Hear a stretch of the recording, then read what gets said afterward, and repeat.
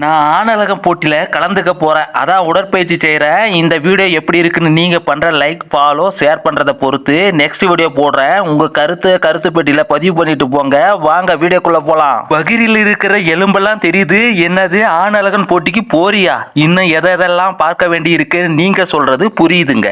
என்னடா அறகுறையா வீடியோ போடுற ஆபாசமா இருக்கு அப்படின்னு கேட்கறது புரியுது. ஆபாசமெல்லாம் பண்ணலைங்க. இது விழிப்புணர்வுக்காக தான் பண்றேன். 1/4 நூற்றாண்டு கடந்து வாழுற நானு, கார்மேகம் போல் கொடுத்து வாழணும் நானு, உடற்பயிற்சி செய்து ட்ரிம் பண்றேன் நானு. இன்னைக்கு அப்டேட் காட்டுறேங்க. டேய், நீ பண்றதெல்லாம் பார்த்தா இன்னைக்கு அப்டேட் போல இல்லையே. குளிக்கிறது இல்லாம வீடியோ போடணும்னு கேட்கறது புரியுது. என்ன பண்றது, நிறைய பேர் நீ குளிச்சியா அப்படின்னு கேட்கறாங்க. அதான் இப்படி போடுறேன். எப்ப பார்த்தாலும் வேட்டி சட்டிலே இருக்கேடா, உனக்கு வேட்டி சட்டினா ரொம்ப பிடிக்குமாடான்னு கேட்கறவங்களுக்கு கண்டிப்பா சொல்றேன், கேளுங்க. எனக்கு வேட்டி சட்டைனா ரொம்ப பிடிக்கும். தமிழர் பண்பாடுல திமிரும் நிறைய இருக்குங்க. இன்று ஒரு தகவல்ல பார்த்தீங்கன்னா, காலை உணவு உடலின் ஆற்றல், செரிமானம், ஹார்மோன் சமநிலையை நாள் முழுவதும் நிர்வகிக்கும்.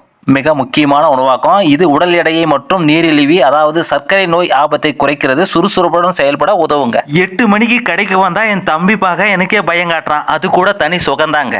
யாரா இது கட்டம் போட்ட சட்டை? உன் தம்பி சேகர் என்ன பண்றான்னு நீங்க கேட்கறது புரியுது. அவன் நண்பனுக்கு கிஃப்ட் வாங்க கடைக்கு வந்தாங்க. அவனுக்கு கிஃப்ட் பேக் பண்ணி கொடுத்தேன். எப்படி இருக்குன்னு கமெண்ட்ல சொல்லுங்க. கொடுக்கிற உள்ளம் கொண்டவனே வாங்குற நிலைமைக்கு தள்ளியது இன்றைய வாழ்க்கை.